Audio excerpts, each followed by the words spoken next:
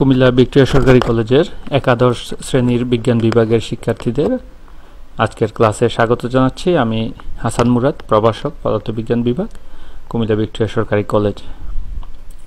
আমরা ইতিমধ্যে পদার্থবিজ্ঞান প্রথম পত্রের তৃতীয় অধ্যায় অর্থাৎ গতিবিদ্যার 5টি লেকচার শেষ করেছি। আজকের 6 নম্বর লেকচার। এই লেকচারে তোমাদের জন্য যা আছে তা হলো আনুভূমিকভাবে নিক্ষিপ্ত বস্তুর গতি। আমরা আনুভূমিকভাবে নিক্ষিপ্ত বস্তু বলতে আসলে কি বুঝি সেটা বলার আগে এই উদাহরণটা তোমরা দেখো। আমরা গত 2 ক্লাস জুড়ে যেটা পড়েছিলাম সেটা ছিল প্রাসের গতি, অর্থাৎ আনুভূমিকের সাথে নির্দিষ্ট কোণে নিক্ষিপ্ত বস্তুর গতি। কিন্তু এক্ষেত্রে আমরা আরো 2টা বিষয় চিন্তা করতে পারি। একটি হলো সোজা উপরের দিকে অর্থাৎ 90 ডিগ্রি, আনুভূমিকের সাথে 90 ডিগ্রি কোণে, আরেকটা হলো আনুভূমিকের সাথে 0 ডিগ্রি কোণে। আমরা গত 2 ক্লাসে আনুভূমিকের সাথে 90 ডিগ্রি ব্যতীত অন্য যে কোনো কোণে অর্থাৎ 90 এবং 0 ব্যতীত অন্য যে কোনো কোণে নিক্ষিপ্ত বস্তুর গতি সম্পর্কে আলোচনা করেছি। আজকের ক্লাসে আমরা যে 2টি বিষয় নিয়ে আলোচনা করব সেটা হলো, প্রথমটি হলো 0 ডিগ্রি কোণে আনুভূমিকের সাথে একটি নির্দিষ্ট উচ্চতা থেকে 0 ডিগ্রি কোণে নিক্ষিপ্ত বস্তুর গতি, আরেকটি হলো খাড়া উপরের দিকে অর্থাৎ উলম্বভাবে নিক্ষিপ্ত বস্তুর গতি। এই গতিটি আনুভূমিকের সাথে 0 ডিগ্রি কোণ উৎপন্ন করে 0 ডিগ্রি কোণ রেখেই একটা আদি বেগে বস্তুটিকে নিক্ষেপ করা হয় এবং নিক্ষেপ করলে তার ট্র্যাজেক্টরি এটি একটি প্যারাবোলা, অর্থাৎ সে যে পথ ফলো করে সেটি হলো একটি প্যারাবোলা। এখানে বেগের উপাংশগুলো অ্যারো দিয়ে যে বিষয়টা দেখানো আছে সেটা হলো, প্রথমে আদি বেগ অর্থাৎ আনুভূমিক বরাবর নিক্ষেপ করা হয়েছে এবং সেই অ্যারোটা একই সাইজের দেওয়া আছে এটা বোঝানোর জন্য যে আনুভূমিক বেগ সবসময় সমান থাকে। কিন্তু উলম্ব দিকে অ্যারোগুলা এখানে নেই, অর্থাৎ শুরুতে কোনো উলম্ব বেগ নেই, তারপর একটু কম থেকে আস্তে আস্তে বাড়তে একদম সর্বশেষ যখন ভূমিতে আসে তখন সর্বোচ্চ। তাহলে পরন্ত একটা বস্তু যখন অভিকর্ষ বলের প্রভাবে পতিত হয় তখন তার অভিকর্ষ ত্বরণের প্রভাবে তার বেগ বৃদ্ধি পেতে থাকে এবং সেই হিসেবেই এই বেগটা আস্তে আস্তে বৃদ্ধি পেয়ে ভূমিতে যখন আসে তখন সর্বোচ্চ হয়। আনুভূমিকভাবে নিক্ষিপ্ত বস্তুর ক্ষেত্রে আমরা বলতে পারি পাহাড়ের চূড়া থেকে আনুভূমিকভাবে নিক্ষিপ্ত ঢিল বা বুলেটের গতি। আমরা এখানে ভিডিওতে আনুভূমিকভাবে নিক্ষিপ্ত বস্তুর গতি দেখার জন্য এই ভিডিওটি দেখি। দেখো, পাহাড়ের উপর থেকে আনুভূমিকভাবে একটি গাড়ি এসে পড়বে, দেখো, এবং তার গতিপথটা দেখো তোমরা। আমরা চাইলে আর একটু ব্যাক করে দেখতে পারি। গাড়িটা পড়ার সময় তার এই যে এখান থেকে এসে এই যে ঠিক প্যারাবোলিকভাবে সেই গাড়িটি ভূমিতে এসে পড়ে। আবার এই গাড়িটির গতিও আমরা দেখতে পারি একইভাবে। এই যে এই গাড়িটি আনুভূমিকভাবে পড়লে দেখো এই 2টা গাড়ি আনুভূমিকভাবে যখন লাফ দিল তখন তার গতিপথটা প্যারাবোলিক হয়। সেটাই আমাদের আজকের আলোচনার বিষয়বস্তু।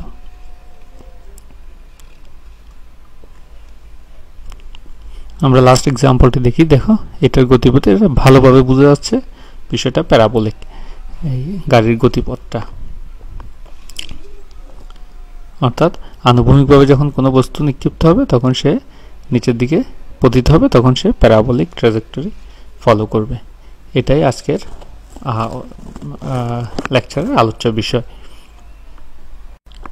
আরেকটা এক্সাম্পল আমরা দেখতে পারি, যুদ্ধ বিমান থেকে যখন কোনো বোমা ফেলা হয় তখন সেটিও হরাইজন্টাল প্রজেক্টাইল মোশনের অন্তর্ভুক্ত, কারণ বোমাটা যখন ফেলা হয় তখন তার ইনিশিয়াল ভেলোসিটি সেটা হলো ফাইটার জেটের যে গতি তার সমান। এজন্যই আমরা এই ভিডিওতে দেখব, এটা যখন ফেলা হয়, রিলিজ করা হয়, তখন কিন্তু বোমা এবং বিমান একই সাথে আনুভূমিক দূরত্ব অতিক্রম করে। কারণ আমরা সামনে পড়ব, এটা আনুভূমিক যে গতি, আনুভূমিক অতিক্রান্ত দূরত্ব s = vt, এটা সমবেগে থাকে। অর্থাৎ ফাইটার জেট যতটুকু দূরত্ব অতিক্রম করবে ঠিক বোমাটাও ঠিক ওই দূরত্ব আনুভূমিকভাবে অতিক্রম করবে। আমরা দেখি, এই যে দেখো দূরত্ব কিন্তু মনে হচ্ছে সেম, কিন্তু এখন রিলিজ করার পরও এই ফাইটার জেট সামনের দিকে গতিশীল তাহলে এটাকে রিলিজ করার পর এই দুইটার কোনো আপেক্ষিক দূরত্ব অর্থাৎ আনুভূমিকভাবে কোনো আপেক্ষিক দূরত্ব দেখা যাচ্ছে না, তার মানে হলো এটাও ঠিক একই বেগে গতিশীল। আমরা আনুভূমিকভাবে নিক্ষিপ্ত বস্তুর গতির সমীকরণগুলো এভাবেই ডিরাইভ করতে পারি। দেখো, টি সময় পর এক্স অক্ষ বরাবর সরণ, যেহেতু এটি দ্বিমাত্রিক গতি, তাহলে এক্স অক্ষ এবং ওয়াই অক্ষ দুদিকেই এর বেগের উপাংশ থাকবে। তাহলে টি সময় পর ধরি তার অবস্থান এই বিন্দুতে, পি বিন্দুতে। এখন ওখানে এক্স অক্ষ বরাবর সরণ যদি আমরা এক্স দিয়ে লিখি, আমরা যে আগে গতির সমীকরণ পড়েছিলাম S equal to v naught t plus half a t square, সেই একইভাবে এক্স অক্ষ বরাবর আদি বেগ হলো ভি নট কস 0 ডিগ্রি, এবং এক্স অক্ষ বরাবর আবার ত্বরণ হলো এক্স 0, অর্থাৎ এক্স অক্ষ বরাবর কোনো ত্বরণ নেই। প্রাসের ক্ষেত্রেও কিন্তু আমরা একই বিষয়ে পড়েছি, এক্স অক্ষ বরাবর আমরা ত্বরণ নেই, ত্বরণ শূন্য ধরেছি। যাই হোক, cos 0 মান 1, that means x equal to v t. আর ত্বরণ নেই যেহেতু পরের টার্মটা শূন্য আসে, তার মানে আনুভূমিক বেগটা এই সমানই থাকে, ভি নট টি সর্বদা সমানই থাকে। আমরা কিছুক্ষণ আগে যেটা অ্যারোর সাইজ নিয়ে কথা বলার সময় বলেছিলাম। এরপর টি সময় পর ওয়াই অক্ষ বরাবর সরণ, তাও একই সূত্র, ওয়াই ইকুয়াল টু এক্ষেত্রে ভি নট সাইন টিটা হবে ওয়াই উপাংশের জন্য, এবং এ ওয়াই টি, এখানে সাইন 0 ডিগ্রি মান 0 হয়ে গেল।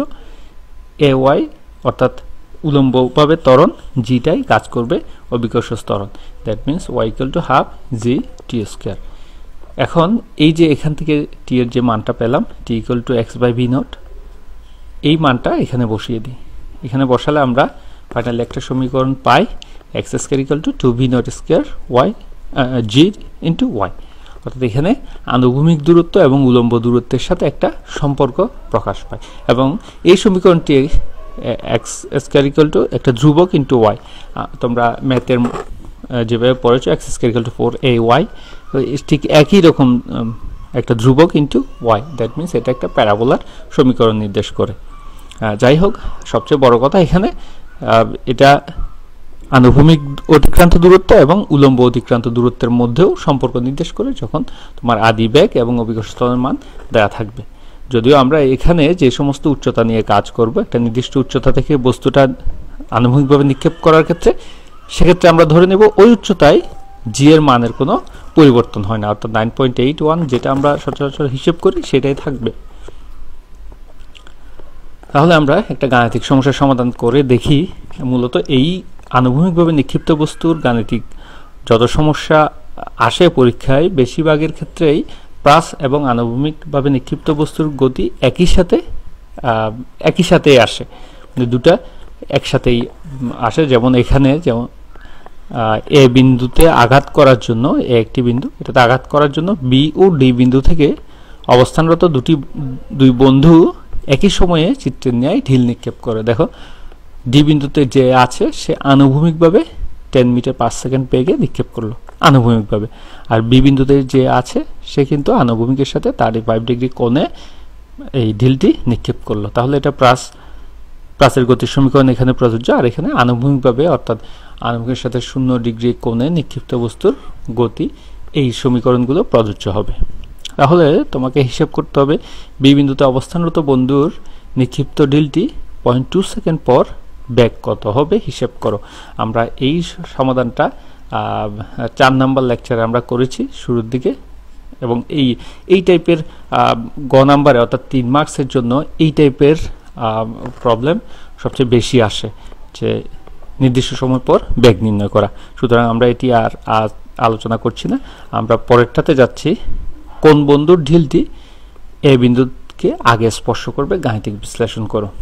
তাহলে দুজন, একজন 35 ডিগ্রি কোণে, আরেকজন 4.9 মিটার উঁচু থেকে ডি বিন্দু থেকে আনুভূমিকভাবে দুটি ঢিল নিক্ষেপ করলো, কারটা আগে আসবে। তো কারটা আগে আসবে সেটা হিসেব করার জন্য আমরা প্রথমে যদি প্রাসের গতিটা হিসেব করি, আমাকে এখানে যেটা হিসেব করতে হবে সেটা হলো আগে এই বিন্দুতে আসতে হলে এই ঢিলটিকে 6.3 মিটার যখন আনুভূমিক দূরত্ব, তখন তার উলম্ব দূরত্ব 1.5 হতে হবে। এমন তো হতে পারে এটা নিক্ষেপ করার পর এই বিন্দুতে গেলই না, আরো উপর দিয়ে গেল, হতে পারে আরো নিচ দিয়ে গেল, এটাও তো হতে পারে। তাহলে আমরা যদি হিসেব করি যে 6.3 মিটার আনুভূমিক দূরত্বে এই বি বিন্দুর ঢিলটির উলম্ব দূরত্ব কত, যদি 1.5 আসে তখন আমরা হিসেব করে দেখব সময়টা কত লাগে। যদি 1.5 নাই আসে তখন আমরা বলবো আসলে এই বিন্দু দিয়ে যাবেই না। এরপর ডি এর ক্ষেত্রেও একই অবস্থা। আমরা ডি যখন ডি বিন্দুতে ঢিলটি যখন ছড়া হবে সেটির ওয়াই এর দূরত্ব অর্থাৎ ওয়াই অক্ষ বরাবর দূরত্ব হিসেব করে আমরা এই অংশটুকু, অর্থাৎ সে এখান থেকে এতটুকু নামবে, অর্থাৎ 1.5 মিটার 4.9 থেকে 1.5 বাদ দিতে হবে, এতটুকু ট্রাভেল করে সে আসবে। এখন আমরা তাও হিসেব করব সে আনুভূমিকভাবে 6.3 যখন আসে তখন তার উলম্ব কত, বা উলম্বভাবে যখন তাকে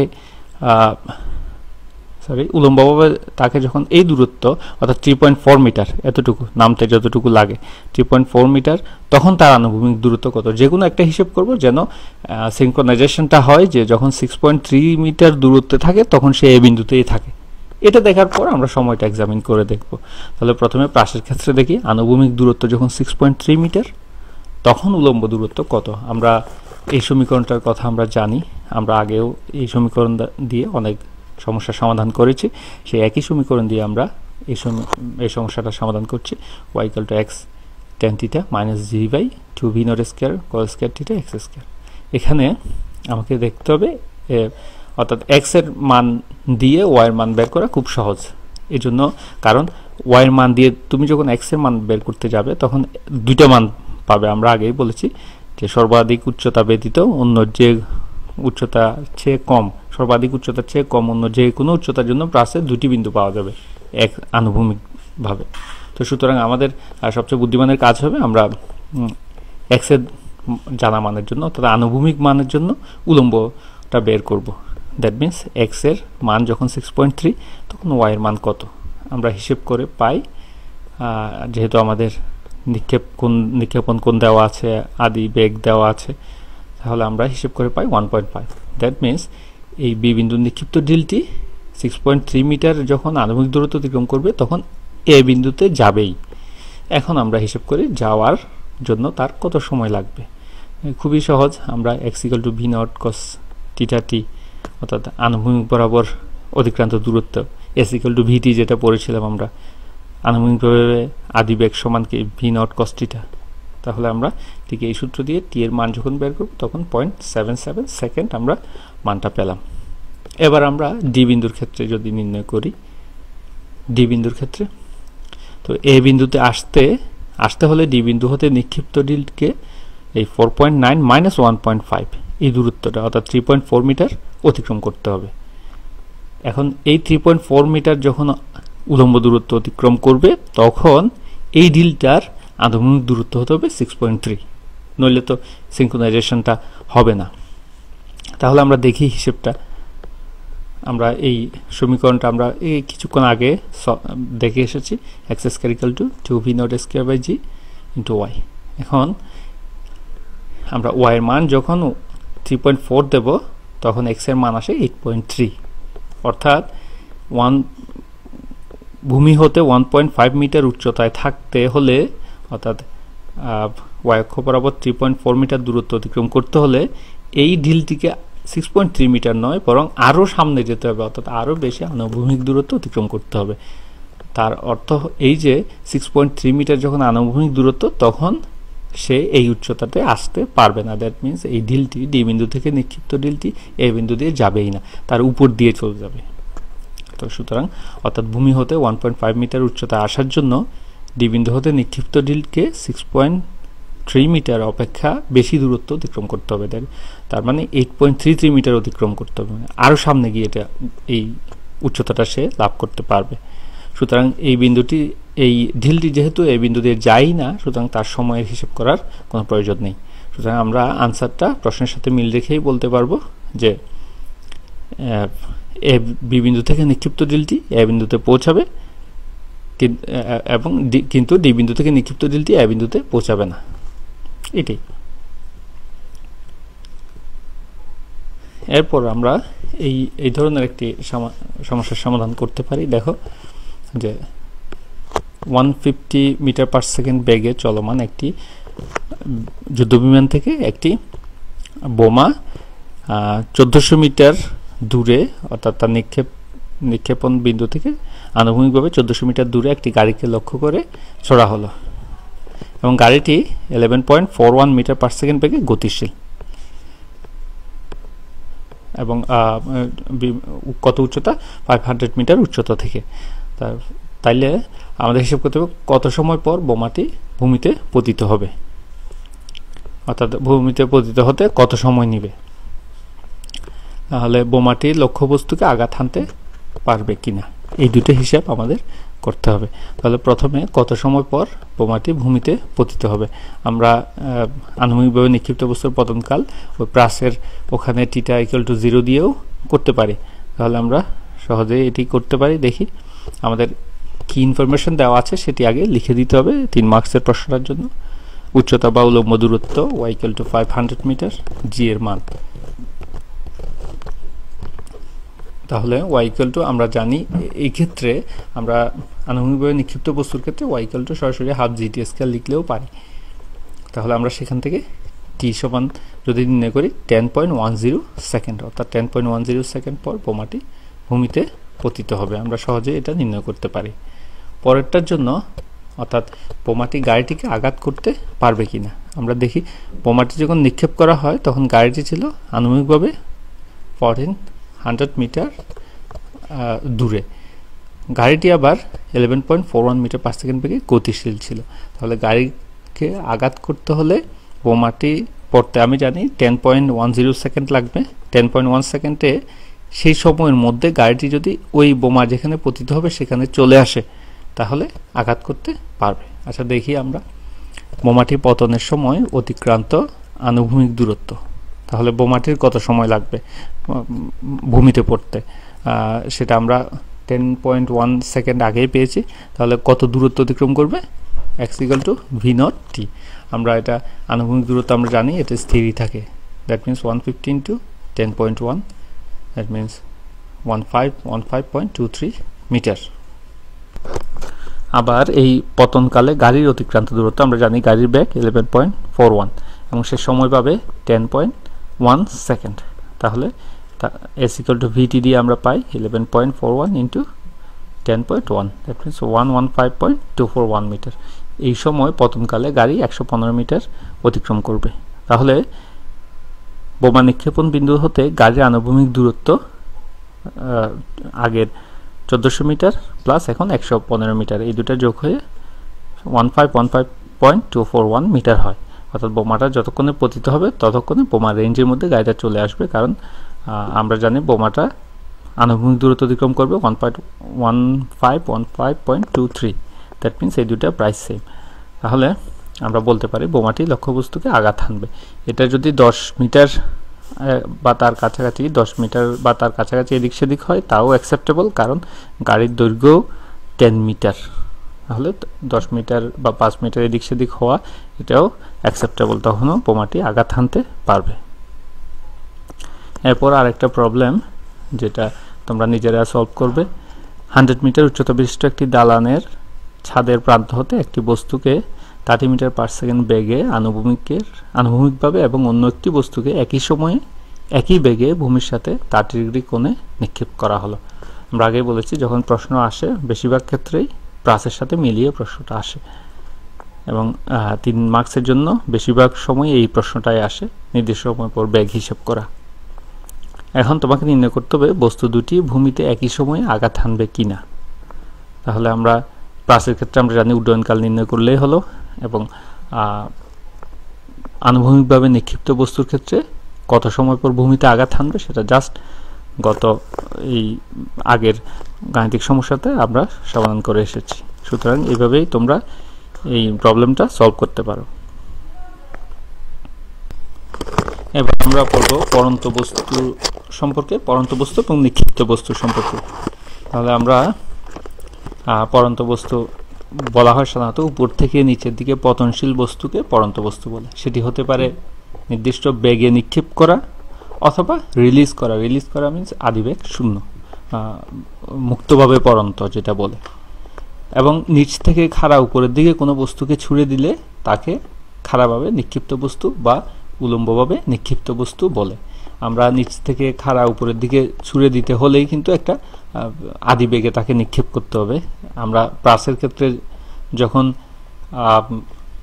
সর্বাধিক উচ্চতার সমীকরণ পড়ছিলাম কিংবা রেঞ্জের সমীকরণ, আনুভূমিক দূরত্বের সমীকরণ পড়ছিলাম, তখন থিটা ইকুয়াল টু যখন 90 ডিগ্রি দেওয়া হয় তখন সেটি হলো খাড়াভাবে নিক্ষিপ্ত বস্তু, অর্থাৎ সোজা আনুভূমিকের সাথে 90 ডিগ্রি কোণে উপরের দিকে নিক্ষেপ করা।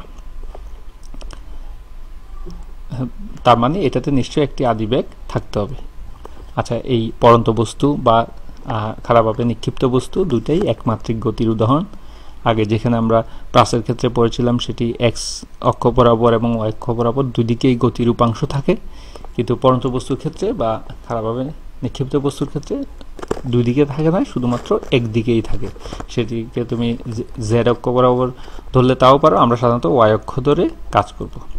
পড়ন্ত বস্তুর ক্ষেত্রে জি ধনাত্মক, অর্থাৎ ত্বরণ যেটা সেটা নর্মালি লিনিয়ার মোশনের ক্ষেত্রে আমরা যেটা এ দিয়ে প্রকাশ করতাম সেটাকে আমরা জি দিয়ে প্রকাশ করব, এবং পড়ন্ত বস্তুর ক্ষেত্রে সেই জি হবে ধনাত্মক, এবং নিক্ষিপ্ত বস্তুর ক্ষেত্রে যেহেতু গ্র্যাভিটির এগেইনস্টে নিক্ষেপ করা হয় তাহলে সেক্ষেত্রে জি ঋণাত্মক লিখব, এবং অতিক্রান্ত দূরত্ব এস এর স্থলে এস যেখানে হবে সেখানে এইচ লিখব, এইচ হলো হাইট। এরপর পড়ন্ত বস্তুর গতির সমীকরণগুলো হবে, আমরা আগে যে গতির সমীকরণ লিখেছিলাম সেখানে জাস্ট এ এর জায়গায় জি লিখব, এস এর জায়গায় এইচ লিখব, এই পার্থক্য, আর কিছুই নয়। V equal to v not plus GT, অর্থাৎ এটি শেষ বেগ, আদিবেগ ও শেষ বেগের মধ্যে সম্পর্ক। তারপর অতিক্রান্ত দূরত্ব গড় বেগ ইন্টু টি। অতিক্রান্ত দূরত্ব যখন ত্বরণ থাকবে তখন আগে ছিল s equal to v naught t plus half a t square, এখন হবে h equal to v naught t plus half G T square. তারপর v square equal to v naught square plus two g h, আগে ছিল two A S, এখন হবে two g H. এটা হলো পড়ন্ত বস্তুর ক্ষেত্রে যখন অভিকর্ষ ত্বরণের দিক বস্তুর পড়ার দিক একই হবে। এবার খাড়াভাবে নিক্ষিপ্ত বস্তুর ক্ষেত্রে জাস্ট জি এর চিহ্নগুলা চেঞ্জ হয়ে যাবে। খাড়াভাবে নিক্ষিপ্ত বস্তু এই জি ত্বরণে নিচের দিকে পড়তে থাকবে, সুতরাং এখানে ত্বরণ থাকবে, ত্বরণ নেই বলে কোনো কথা নেই। আর নিক্ষিপ্ত বস্তুর ক্ষেত্রে তাও ত্বরণ থাকবে, অর্থাৎ পড়ন্ত এবং নিক্ষিপ্ত দুই বস্তুর ক্ষেত্রে অভিকর্ষ ত্বরণ কাজ করবে। পড়ন্ত বস্তুর সূত্রাবলী। পড়ন্ত বস্তুর ক্ষেত্রে তিনটি সূত্র আমরা পাই। প্রথম সূত্র হলো স্থির অবস্থান হতে এবং একই উচ্চতা হতে বাধাহীন পথে পড়ন্ত সকল বস্তু সমান সময়ে সমান দূরত্ব অতিক্রম করবে। বস্তুর ভর যাই হোক না কেন, একটি পালক আর একটি পাথর একসাথে দিলে বাধাহীনভাবে যদি পড়তে দিতে পারো তাহলে সেটি সমান সময়ে সমান দূরত্ব অতিক্রম করবে। আমরা সচরাচর যেটা দেখি, একটি কাগজ একটি পাথর একসাথে উপর থেকে ফেললে পাথরটি আগে চলে আসে, তার কারণ হলো বাতাসের বাধার কারণে। বাতাসের বাধা যদি না থাকে তাহলে কিন্তু দুটি একসাথে ভূমিতে পতিত হতো। এটা দিয়ে একটি পরীক্ষণ আছে, তোমরা ইউটিউবে সার্চ করলেই পাবে, আমরাও এখানে দেখাতে পারি তোমাদের পরীক্ষণটি। এই যে এই পরীক্ষণে একটি চেম্বারের মধ্যে, বিশাল আকৃতির একটা চেম্বার, এটার মধ্যে একটি বাউলিং বল এবং কিছু পালক একসাথে একটা নির্দিষ্ট উচ্চতা থেকে রিলিজ করা হয়। দেখো একসাথে যদি ছেড়ে দেওয়া হয় তাহলে কি ঘটনা ঘটে। এখন কিন্তু একটা মানুষ নিচে দাঁড়িয়ে আছে, এই যে আগে বোলিং বল চলে আসলো, এরপর পালক আসলো। আমরা সচরাচর আমাদের ডে টু ডে এক্সপিরিয়েন্সে যেটা আশা করতে পারি, অর্থাৎ আগে ভারী বস্তুটা আসবে, পরে হালকা বস্তুটা আসবে, কিন্তু এটার কারণ হলো মূলত এটা বাতাসের বাধার কারণে। বাতাসের বাধা যদি না থাকে তাহলে দুটাই একসাথে আসবে, আমরা জানি, সূত্র অনুযায়ী অন্তত এটাই বলে। তাহলে এখানে বাতাসের বাধাটা দূর করার জন্য এই পুরো চেম্বারটির যত বাতাস আছে তার সব বের করে আনা হয়। সব বের করে আনার পর দেখো পুরো চেম্বারটি ইনার্ট করে দেওয়া হলো, এরপর ইভ্যাকুয়েট করা হবে। এখানে কোনো মানুষ তখন থাকতে পারবে না আসলে। হ্যাঁ, এরপর সমস্ত এক্সপেরিমেন্টাল সেটআপ, এই এক্সপেরিমেন্টটা যখন করা হয়েছিল 3 ঘন্টা প্রয়োজন হয়েছিল পুরো সেটআপ করতে। এই যে একসাথে রিলিজ করা হলো দুটোকে, দেখো কি সুন্দর দুটো একসাথেই পড়ছে।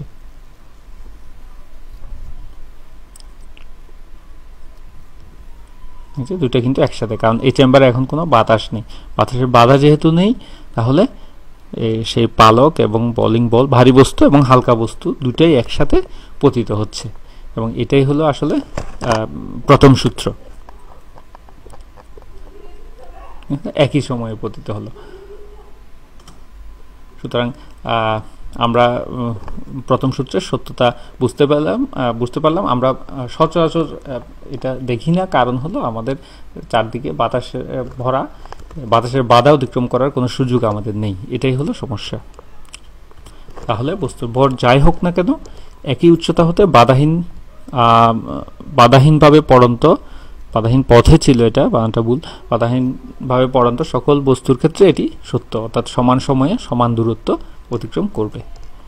দ্বিতীয় সূত্র হলো স্থির অবস্থান হতে বাধাহীন পথে পড়ন্ত বস্তুর নির্দিষ্ট সময়ান্তে প্রাপ্ত বেগ ওই সময়ের সমানুপাতিক, অর্থাৎ যে কোনো সময় পর তার যে বেগ হবে পড়ন্ত বস্তুর, সেটি সময়ের সমানুপাতিক, অর্থাৎ সময়ের সাথে সাথে বেগ বৃদ্ধি পাবে।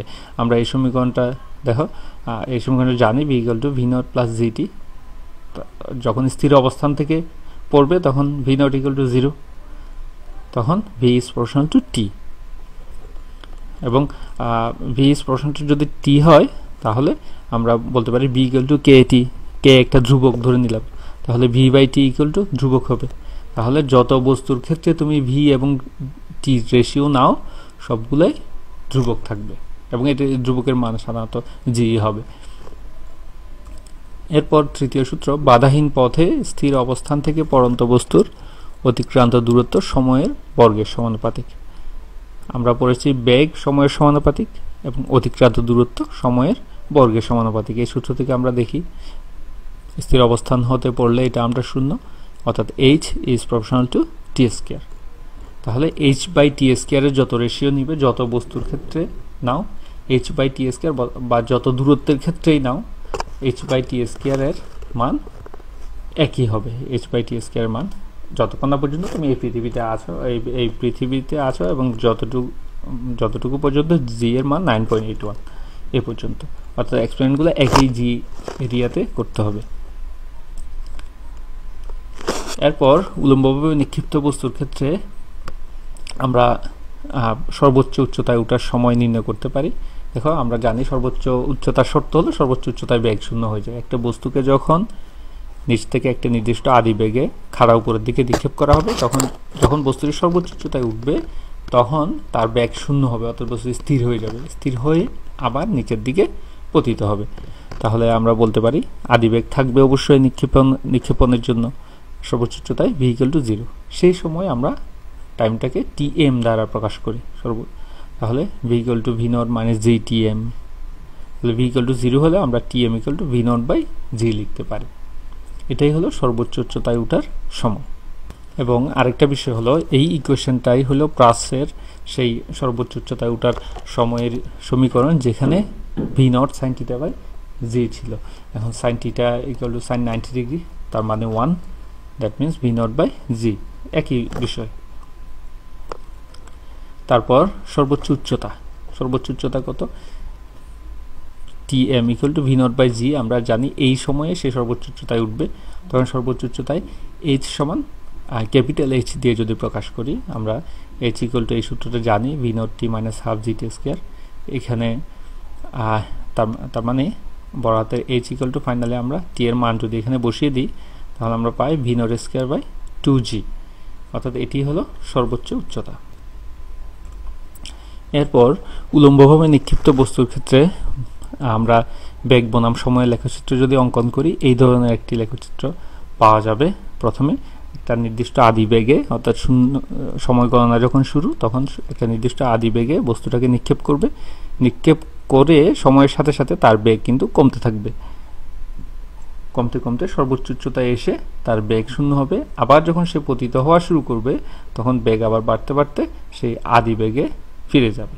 এটাই হলো বেগ বনাম সময় লেখচিত্র নিক্ষিপ্ত বস্তুর ক্ষেত্রে। আর যদি পড়ন্ত বস্তুর ক্ষেত্রে যদি আমরা দিই, তাহলে জাস্ট এই মূল বিন্দুগামী একটা রেখা আসবে পড়ন্ত বস্তুর ক্ষেত্রে, কারণ পড়ন্ত বস্তুর ক্ষেত্রে বিনা বাধায় পড়ন্ত বস্তু স্থির অবস্থান হতে, তাহলে শুরুতে বেগ শূন্য, শূন্য থেকে আস্তে আস্তে বাড়বে, অর্থাৎ এই রেখাটাই, এই বিন্দু থেকে এই বিন্দুটাই মূল বিন্দুতে চলে আসবে।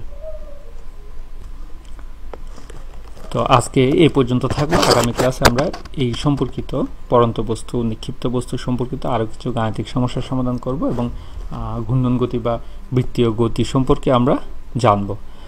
তো আজকের ক্লাসে অংশগ্রহণ করার জন্য তোমাদের সবাইকে অসংখ্য ধন্যবাদ।